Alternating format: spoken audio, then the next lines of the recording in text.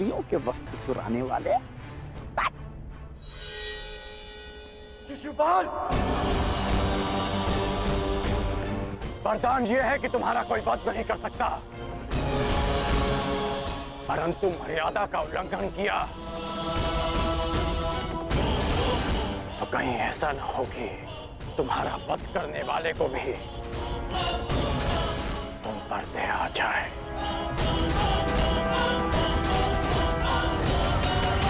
अंगराज, हम यहाँ पांडवों के आनंद में आए हैं।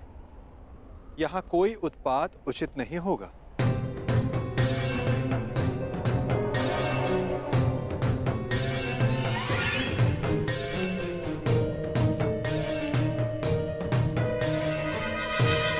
स्वागत स्वीकार करो शिशुपाल।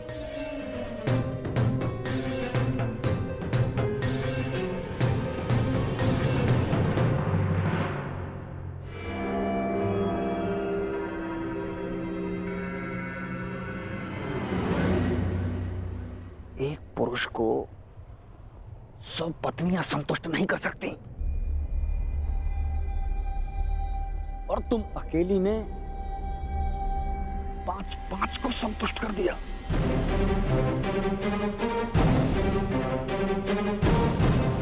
अद्भुत।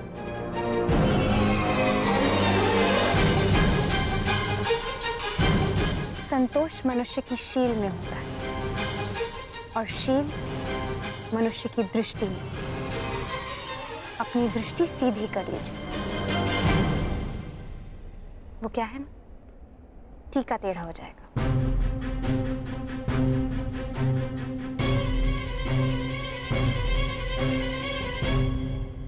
देख रहे हो मेरे होने वाले सम्राट? अब आएगा यहाँ आनंद। न हींग लगेगी न हल्दी, परंतु रंग बहुत सुंदर जमेगा। इस मूर्ख शिशुपाल का अहंकार और द्रौपदी का दर्प आपस में टकराएंगे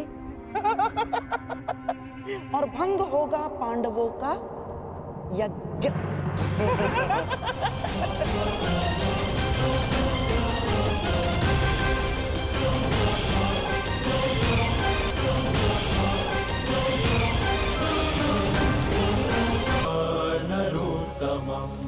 देवीं सरस्वतीं व्यासं ततो जयमुदीरये।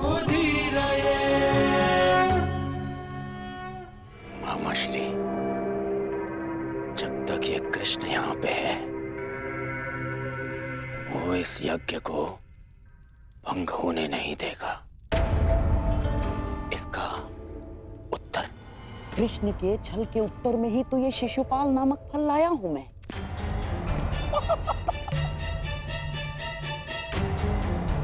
स्मरण है ना आपको?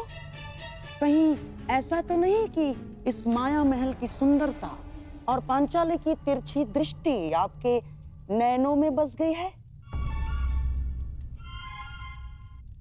कांधार नरेश, मेरी तिरछी दृष्टि छोड़िए और अपनी तिरछी चाल संभालिए।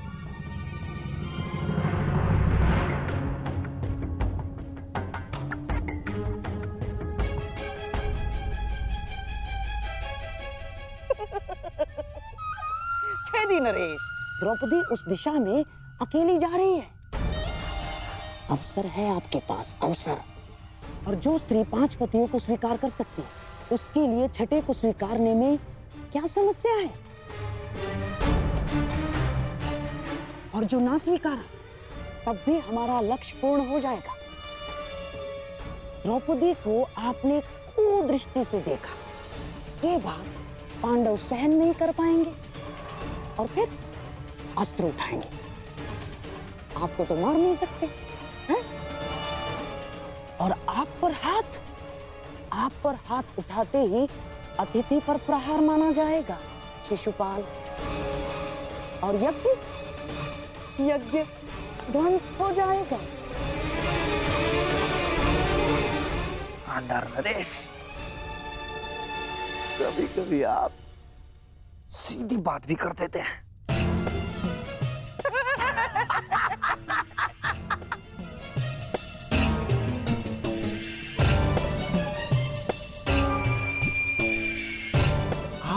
होने वाले सम्राट अग्नि प्रज्वलित कर दी है। आओ थोड़ा घी भी डाल दे।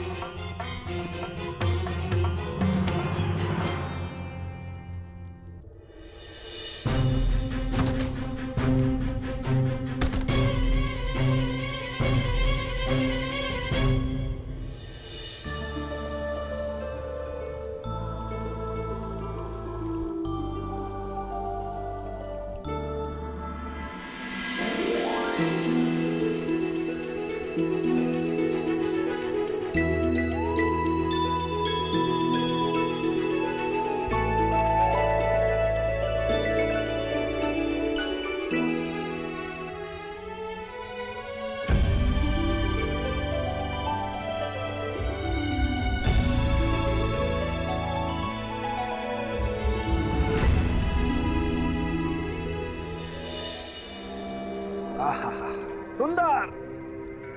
यह भाग्य है इन पुष्पों का।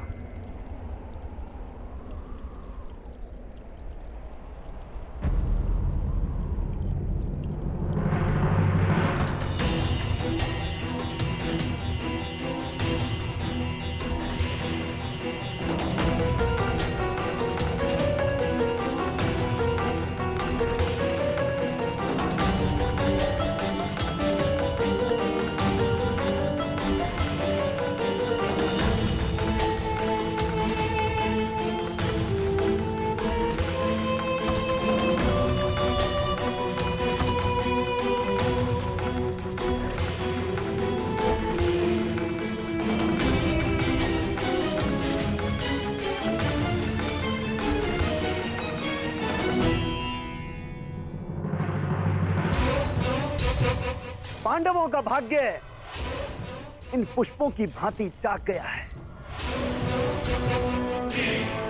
जरा भी जगा दो। अपनी मर्यादा में रहो शिशुपाल। हट! वहां 5 पतियों वाली स्त्री मुझे मर्यादा में रहना सिखाएगी। ये तुम्हें शोभा नहीं देता पंचाली। यदि मेरे 5 पतियों को तुम्हारी इस हरकत का पता चला तो छेदी राज्य नरेश विहीन हो जाएगा।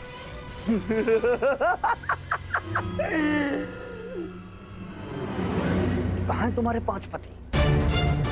यहाँ तो सिर्फ मैं हूं। और अगर तुम्हारे 5 पति यहाँ पर आ भी जाएं, तब भी वो छेदी नरेश शिशुपाल का बाल भी बांका नहीं कर सकते।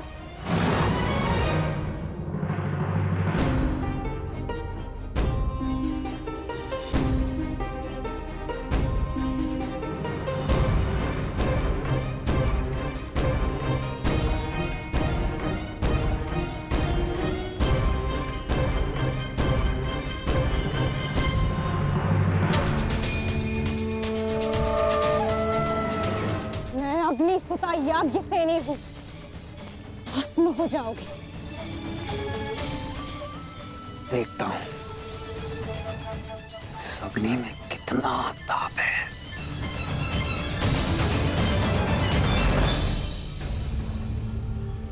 महाराज!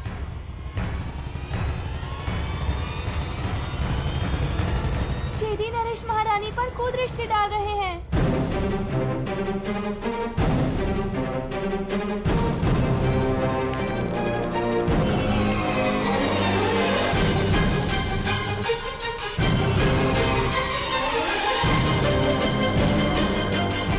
चौसर सज गई है।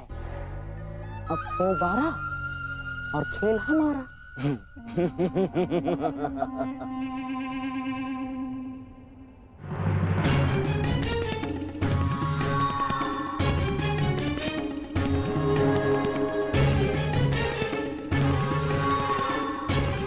आज मुझे अपने ताप का अनुभव करने दो पांचाली।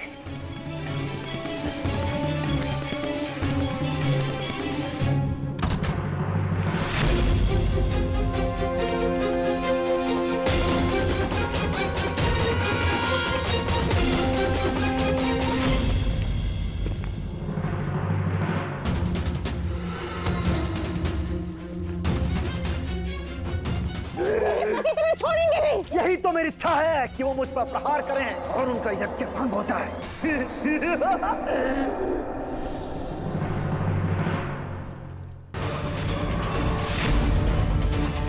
अतिथि हूं, सत्कार करो मेरा पंचाली।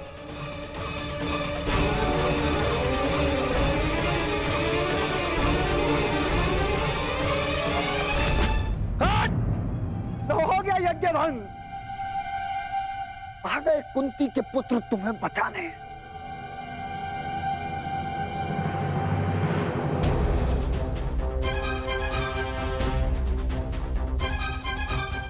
कुंती का पुत्र ना सही, एक पुत्र आया है, एक स्त्री का मान बचाने।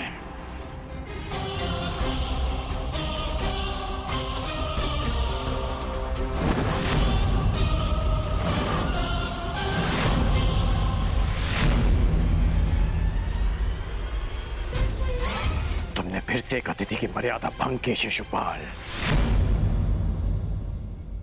जब भी कोई शिशुपाल किसी स्त्री का मान भंग करेगा, ये कर्ण उसके मार्ग में बाधा बनेगा।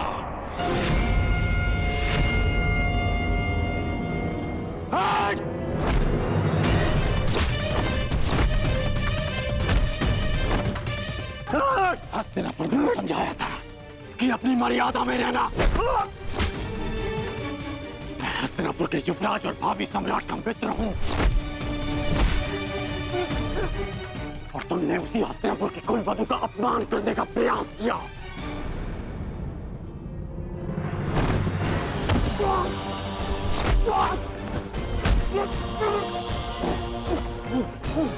पांडव बंधन में हो सकते हैं, परंतु कर्ण इस समय किसी बंधन में नहीं।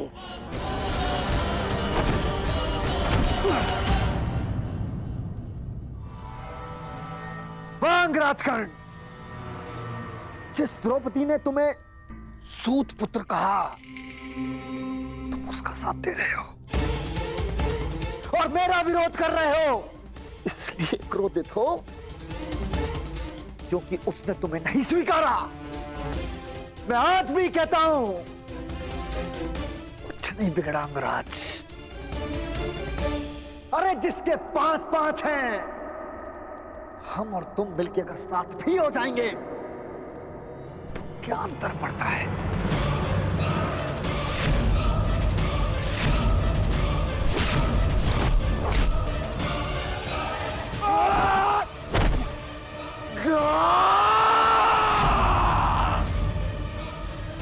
तुम जैसे कुबुद्धियों के लिए इस संसार में कोई स्थान नहीं।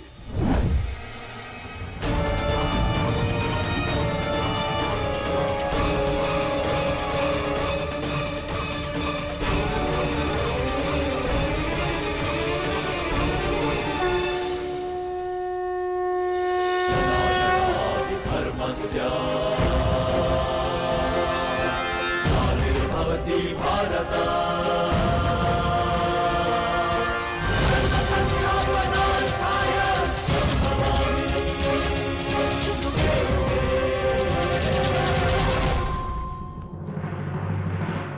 यही है वो नीच।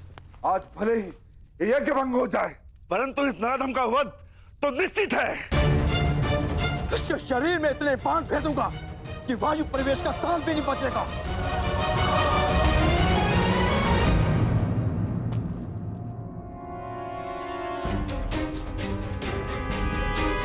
मेरे होने वाले सम्राट, ऐसा प्रतीत होता है कि हमारा प्रयोजन पूर्ण हो गया है। रुक जाओ अंगराज, शांत हो जाओ।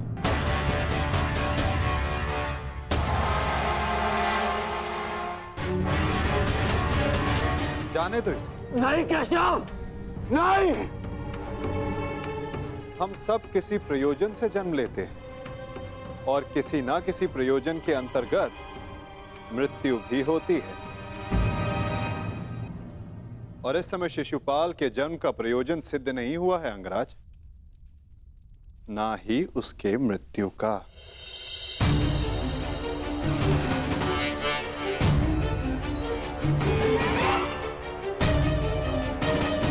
इस समय उसे क्षमा कर देना ही श्रेयस्कर होगा, है ना शिशुपाल?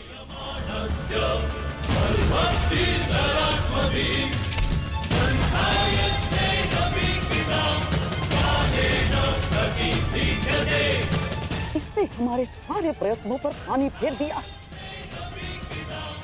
तुमने इसे अपना मित्र चुना है या नियति ने पांडवों का?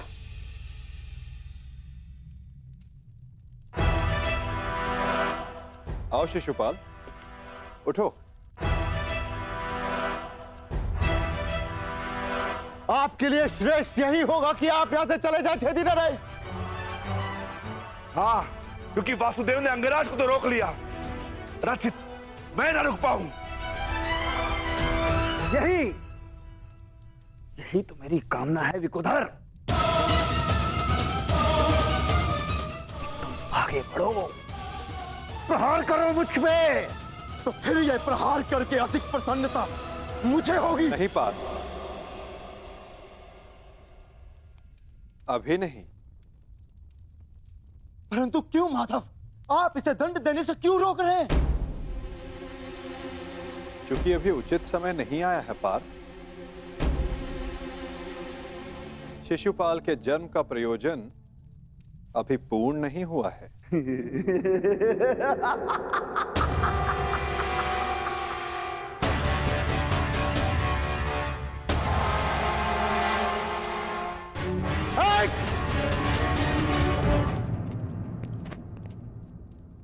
आओ युधिष्ठिर, यज्ञ प्रारंभ करते हैं।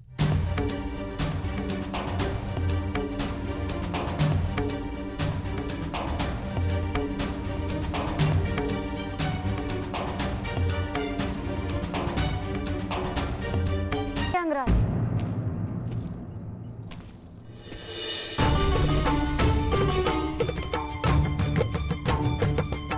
एक प्रश्न है मन में।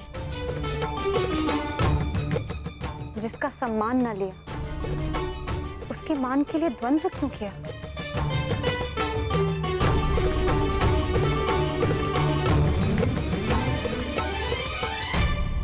यदि आपके स्थान पर कोई और स्त्री भी होती याज्ञसेनी, तो यह अंगराज उसकी रक्षा भी अवश्य ही करता है,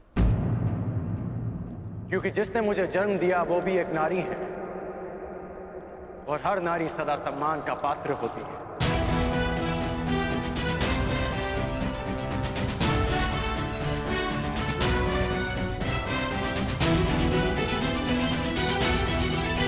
पुरुष का अपमान करने के पश्चात भी।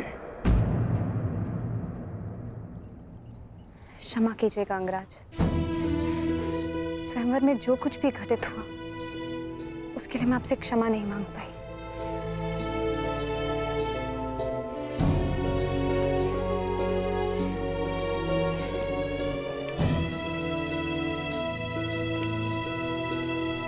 क्षमा उस कर्म के लिए मांगनी चाहिए देवी जिसके परिणाम से खेद हो।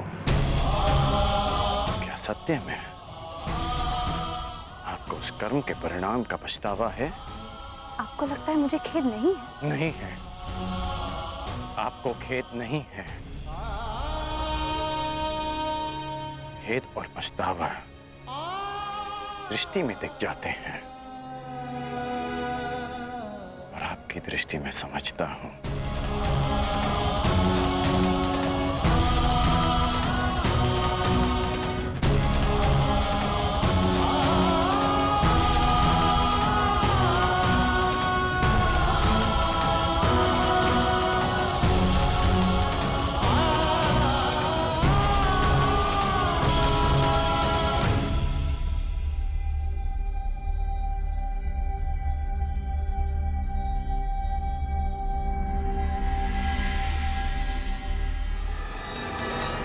छेदी नरेश, आपको भी शीघ्र ही अवसर मिलेगा आपके अपमान का प्रतिशोध लेने का। हाँ?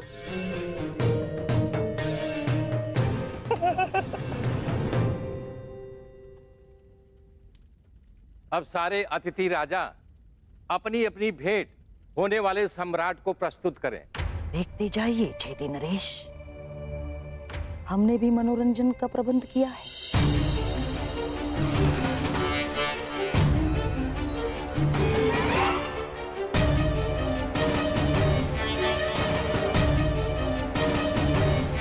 धृतराष्ट्र पुत्र दुर्योधन की ओर से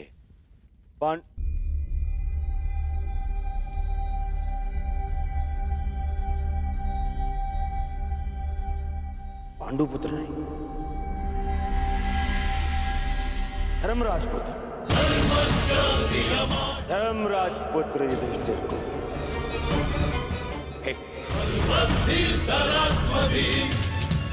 Hey.